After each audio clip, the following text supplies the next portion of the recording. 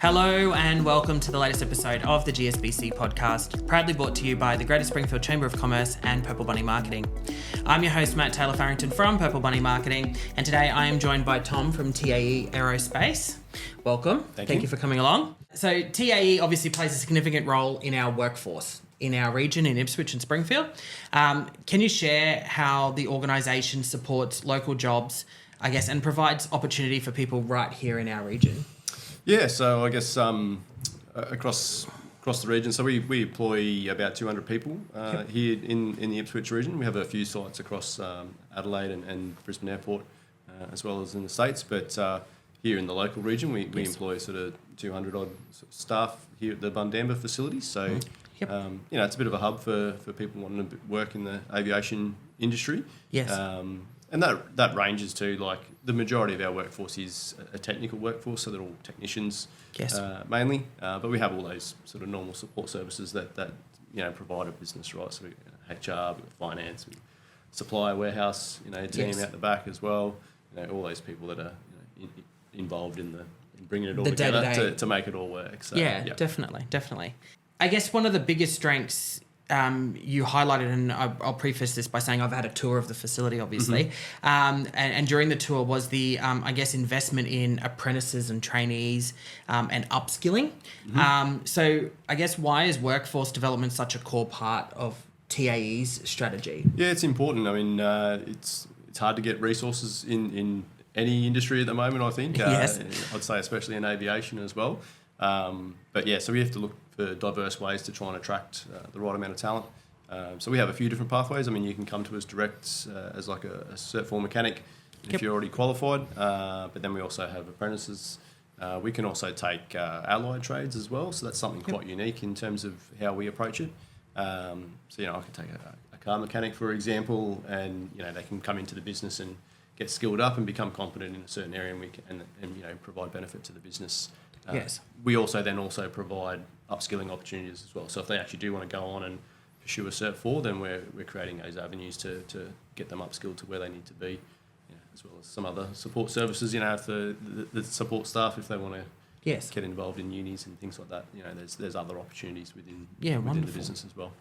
I guess the aerospace industry isn't one people always imagine exists in Ipswich. So what kind of skills or career pathways are actually available for them? Yeah, look, I tend to maybe disagree with that one a little bit, Matt, to be honest. I think, Ipswich, it's had a long history, I guess, with the RAF base and defence. I guess to tie in with what you're saying, I'd say it's probably maybe not realised is that there's jobs outside of defence that support that. So that's probably what I'd say to counter that in a way. But so that fallout of jobs into defence industry. There's a lot around, specifically right here in Springfield, as well as the greater Ipswich area that do support those functions, and there's quite a few of them around. So I think that answered your question. It did.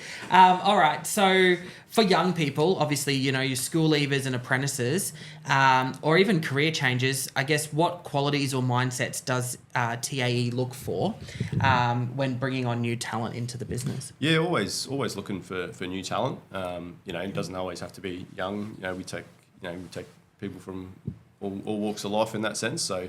I actually had one of my old sergeants, come back, and he's, at the back end of his career, if you like. Yes.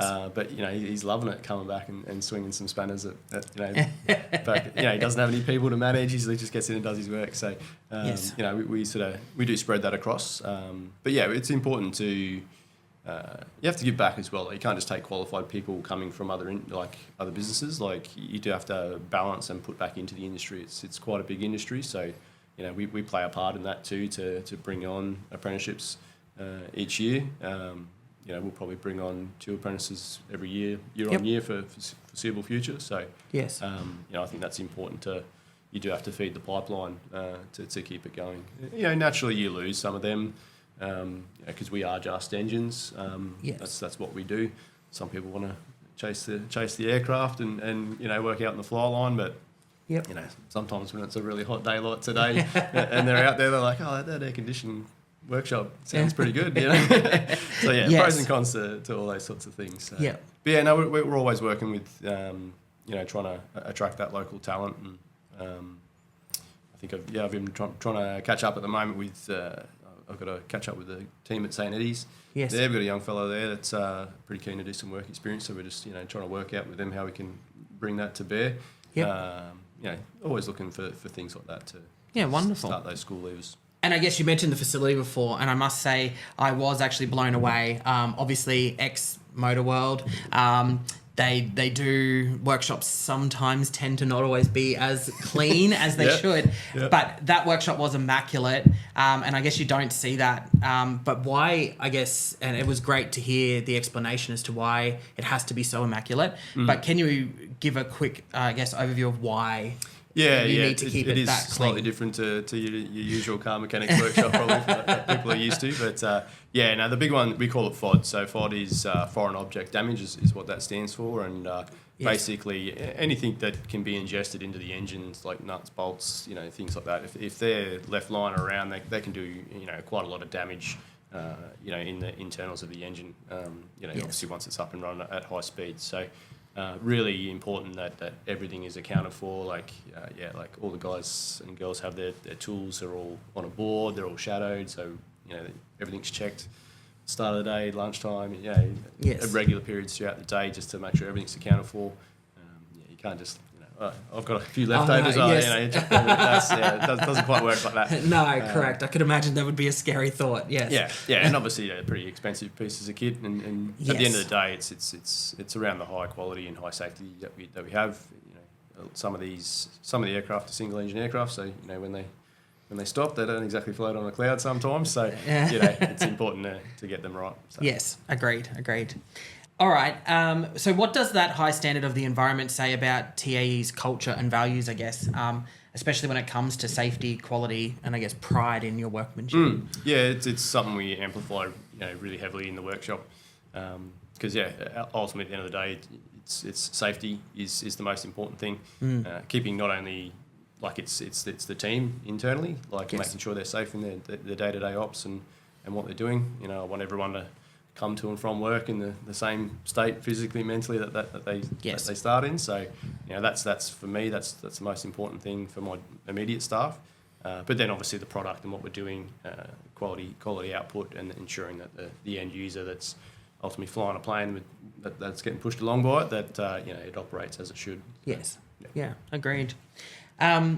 And Ipswich and obviously the broader area is becoming known for its advanced manufacturing and defence capabilities. How does TAE's facility contribute to that reputation and growing identity?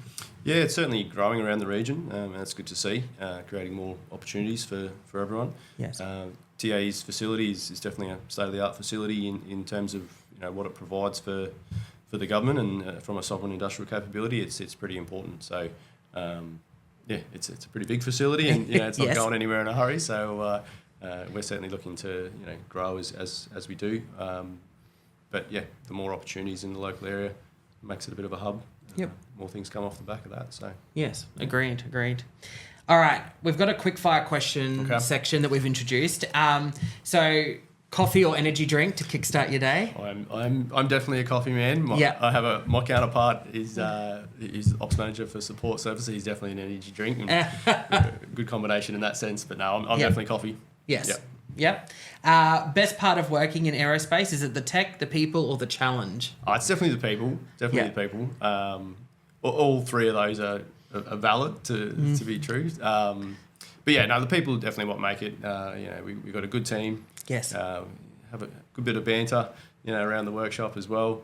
But they're the ones they're the lifeblood of what we do. They're certainly the ones that bring it together. But to be fair to the other, it's a challenging, complex engine, lots of moving parts to bring it together. Yes. And some of it is pretty high tech. So they are things that tie into that interest. But it's definitely the people is what makes it all worthwhile. All right, so one tool or piece of equipment you're secretly obsessed with?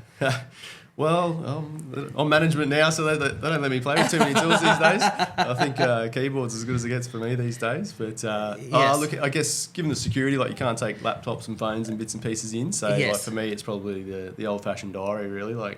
Some good old-fashioned note taking and keeping on top of things that way. So that's my weapon of choice. Yes. All right. Best place to grab lunch in Ipswich? Round us, definitely Banjos, and the old Dirty Bird gets a pretty big hit at lunchtime, as do all those places around the Costco area.